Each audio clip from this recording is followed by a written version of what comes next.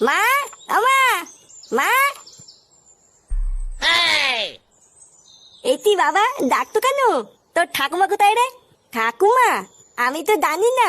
বাড়ার বাল কিছুই জানিস না, বাড়িতে কি বাল ছিটতে আছিস নাকি?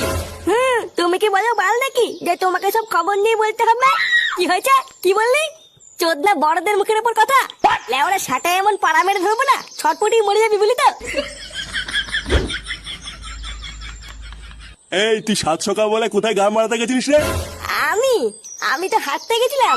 ওইসব বালছাল হাঁটা হুটা বন্ধ কর, বুঝলি তো? লেওরা নিজের ছেলেকে একটু খেয়াল কর। যত সব বালছাল ছেলে পেলেদের সাথে মেশা শুরু করেছে। এ, আমি যদি ওকে দেখবো তাহলে তুমি সারাদিন বাড়িতে বসে বসে কি বার করবা? ওর জন্য কি আমি সকালবেলা একটু হাঁটতেও যেতে পারবো না নাকি? কি বললি?